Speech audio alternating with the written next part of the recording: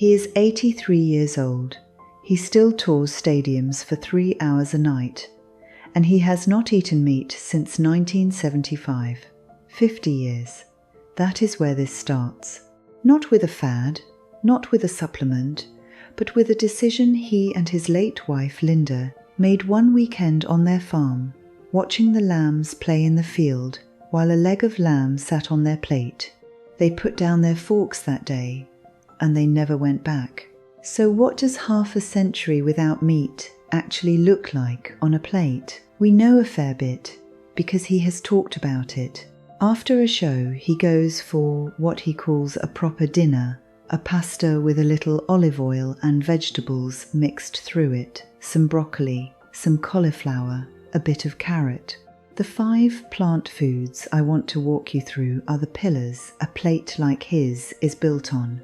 The kinds of plain, cheap, everyday foods that anchor a long-term vegetarian's table, and each one matters more than its price tag would ever suggest.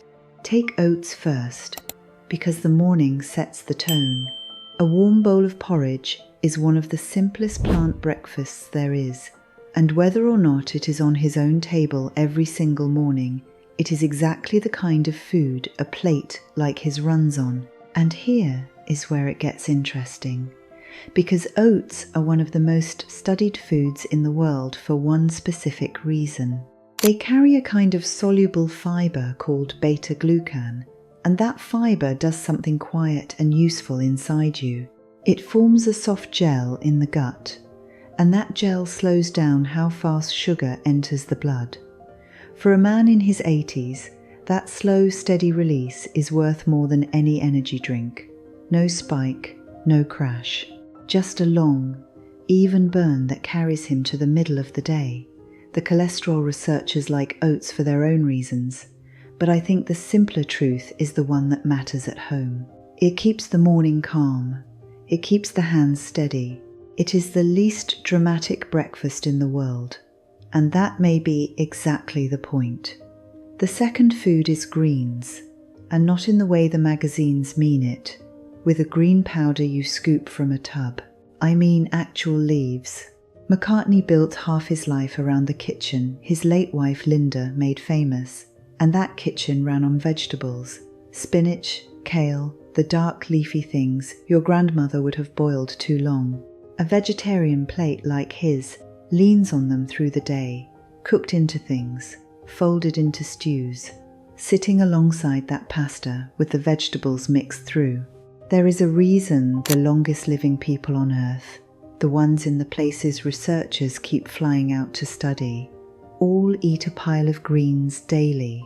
Leaves carry folate, they carry potassium, they carry the magnesium that so many older people quietly run low on, and they carry nitrates, the natural kind, which the body turns into something that helps the blood vessels stay soft and open. Soft, open vessels are what let an 83-year-old stand for 3 hours and still hit the high notes. You cannot fake that with a pill. You build it leaf by leaf over years. Now, I want to slow down here. The myth is that a man cannot stay strong on plants. That meat is the only thing standing between you and frailty. McCartney has been quietly disproving that for 50 years on a stage in front of millions, and the science has finally caught up to what he figured out on his own. Which brings me to the third food: beans, pulses, lentils, chickpeas, the humble dried things in the back of the cupboard that cost almost nothing. This is the food that does the heavy lifting, and it is the one most people his age skip. Linda McCartney's whole brand, the one still in British freezers today, was built on making beans and pulses taste like a proper meal. And the reason this matters so much after 60 is muscle. There is a quiet thief that comes for older people, and its name is sarcopenia, the slow loss of muscle that turns a strong person into a fragile one. The defense against it is protein, spread through the day, paired with movement. Beans deliver that protein, and they deliver it wrapped in fiber, which is something a steak will never do for you. He has told interviewers he never feels like he is missing out, because the food is hearty, it fills you, it does the job. A bowl of lentils does not look like a longevity protocol, but across 50 years, it quietly is one. And here is my honest opinion, before I give you the numbers. I think we have made eating well sound far more complicated than it is. We have turned it into a shopping list of 40 exotic ingredients and a cabinet full of capsules. McCartney's plate says the opposite.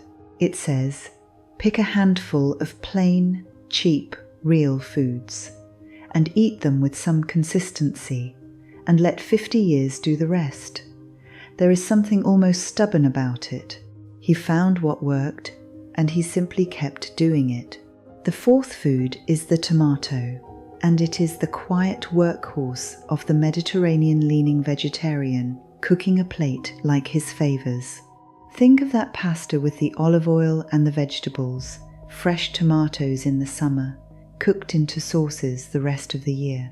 Now, the interesting part is that the tomato is one of the few foods that gets better for you when you cook it. There is a compound in it called lycopene, the thing that makes it red, and heat actually frees that compound up so the body can use it. A little olive oil alongside helps it absorb. So the tinned tomatoes simmered into a pasta sauce, the kind of dinner that costs a few coins a serving, are quietly delivering something that the raw tomato holds back. Researchers have spent years looking at lycopene and the heart and at the prostate, and the picture keeps pointing the same direction. But I do not want you to eat a tomato because of a compound. I want you to notice that a man who could afford any meal on earth keeps coming back to a bowl of pasta with red sauce and vegetables. The expensive option and the simple option turned out to be the same thing. Let me come back to the stage for a moment, because it explains everything. When you watch him at 83, the first thing you notice is the stamina. 3 hours, no chair, no long breaks. Most people half his age could not do it. And stamina, real stamina, is not about the lungs alone. It is about how clean the fuel is that the body is running on. Every food on this list does the same quiet thing. It keeps the blood sugar even. It keeps the vessels open. It keeps inflammation low, and it keeps the muscle fed. He is not running on adrenaline up there. He is running on 50 years of plain, consistent fuel, and the body is simply giving back what it was given. Which brings us to the fifth food, and it is the most ordinary of all. Fruit. Whole, fresh fruit, eaten as it comes. An apple, a banana, berries on the porridge in the morning. He is not juicing it. He is not blending it into something unrecognizable. He is eating the whole thing, skin and fiber and all. And that whole fruit detail matters more than people realize. When you eat an apple, the fiber slows the sugar down, the same way the oats do, so the sweetness arrives gently. The body was built for that. It was not built for the concentrated sugar of a glass of juice or a pastry. Fruit also carries the color compounds, the ones that fight the slow background damage that ages a cell. Berries are the stars there, but any whole fruit, eaten in place of the sweet thing you would otherwise reach for, is a trade that pays off across decades. So that is the 5. Oats in the morning, greens through the day, beans and pulses for the strength. Tomatoes, cooked for the heart, and whole fruit instead of the sweet thing. Look at that list again and notice what is not on it. Nothing rare, nothing expensive, nothing you would have to order from a website. The total cost of feeding yourself this way for a week is less than a single restaurant meal, and I think that is the part that gets lost when we talk about the famous and the long-lived. We assume there must be a trick, a chef, a private clinic, but the plate tells a plainer story. Now, I owe you some honesty about what this is and what it is not. McCartney is not a doctor, and neither am I. He is one man, with good genes and good luck, and a life most of us will never live. I am not telling you that copying his breakfast will add 20 years to your life, and anyone who promises you that is selling something. What I am saying is narrower, and, I think, more useful. The way he eats lines up, almost point for point, with what the longevity researchers have found in the places where people reliably reach 100. The greens, the beans, the whole grains, the fruit, the minimal meat. He arrived at it by instinct and ethics in 1975. The studies arrived at the same place decades later. When a man's 50-year experiment and the published science point at the same plate, that is worth paying attention to.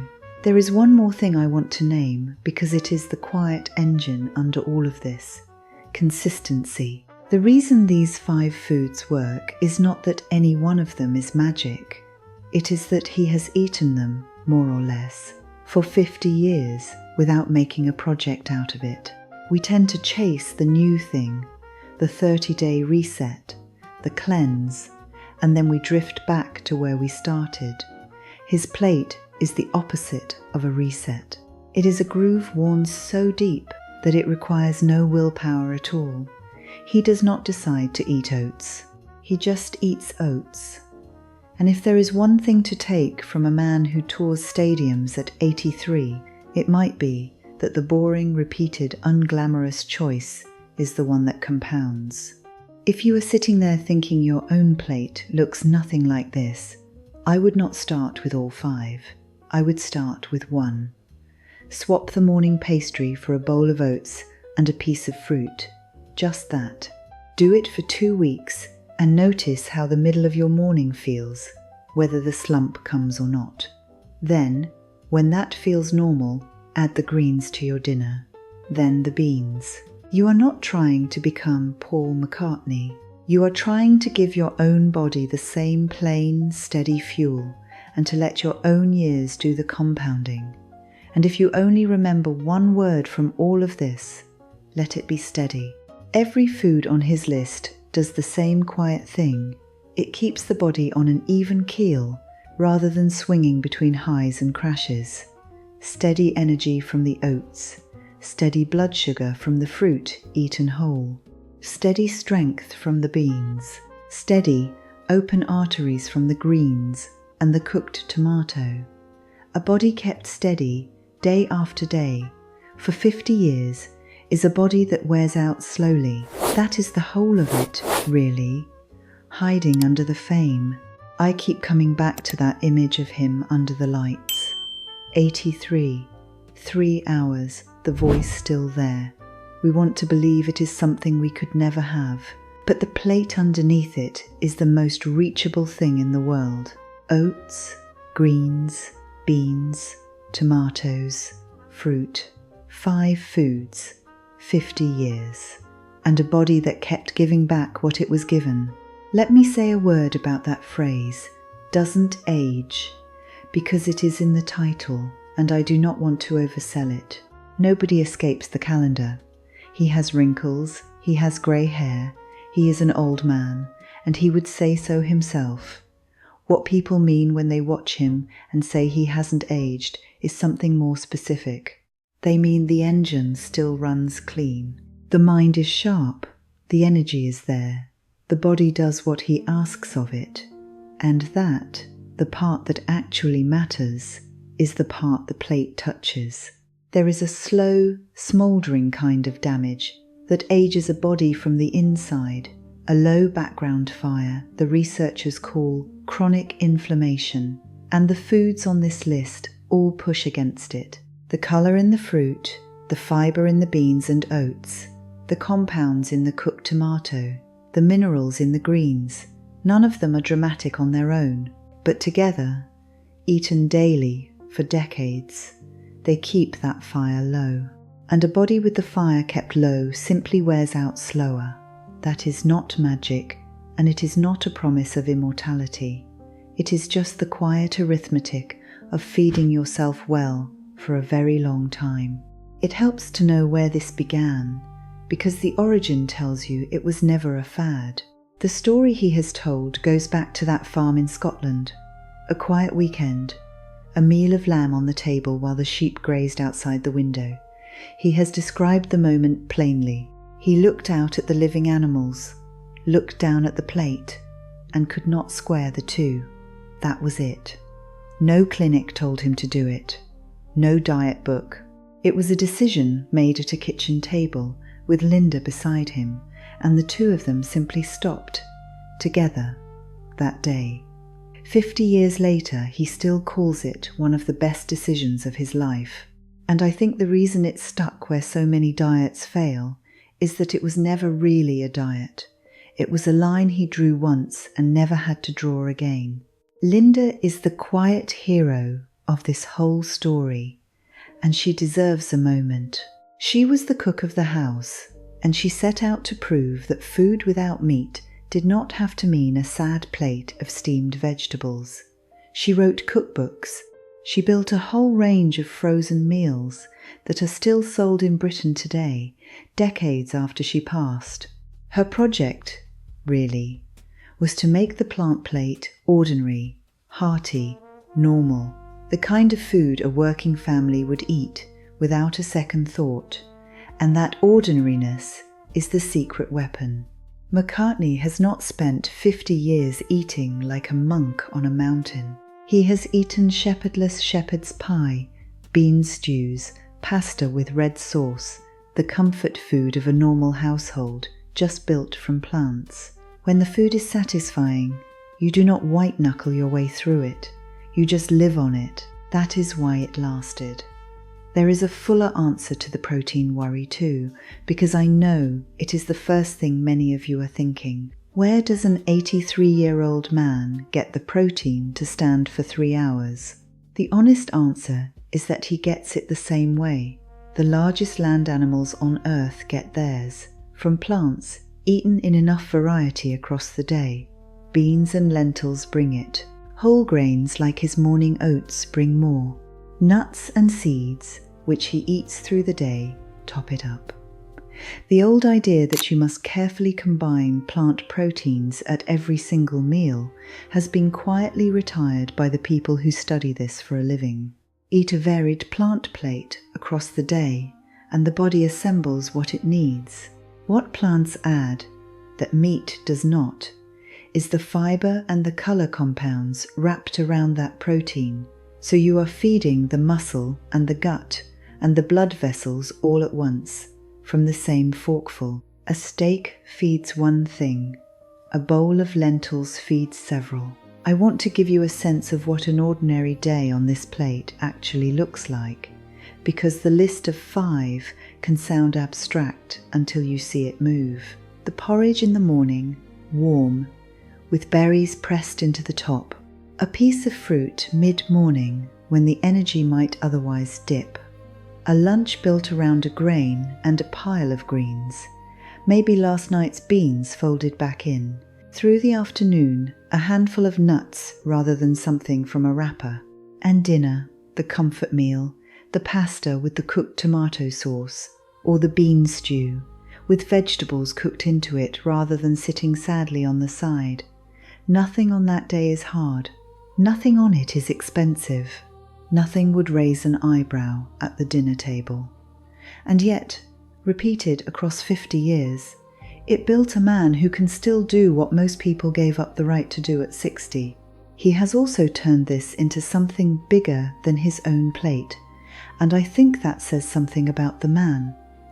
He started a campaign, Meat Free Monday, asking people to drop meat just 1 day a week, not forever, not all of it, 1 day. And the reason I mention it here is that it captures the whole philosophy in miniature. He is not asking for purity. He is asking for a small, repeatable shift, the kind anyone can manage, the kind that adds up if you keep it. That is the same logic that runs under his own eating. Small, plain, repeated. He would be the first to tell you that one perfect plate changes nothing, and that an imperfect plate eaten 1,000 times changes a life. There is one more thread worth pulling, and it is the emotional one, because it is the part the food charts always leave out. He kept eating this way long after Linda was gone. The plate became, in a sense, a way of keeping faith with the decision the two of them made at that table in 1975. I find that quietly moving, and I think it matters to the question of why it worked. The eating was never just fuel for him. It was tied to something he believed in, someone he loved, a line he was not willing to cross. And when your food is connected to your values like that, the willpower question disappears. You are not resisting temptation every morning. You are simply being who you decided to be. If this way of eating speaks to you, there is a simple 30-day plan that maps it out for you, plate by plate, with the grocery lists and the costs already worked out, so you are not guessing. It is called the 30-Day Plant Way, and the link is in the description below. Start tonight with one bowl and come back and tell me how the mornings feel.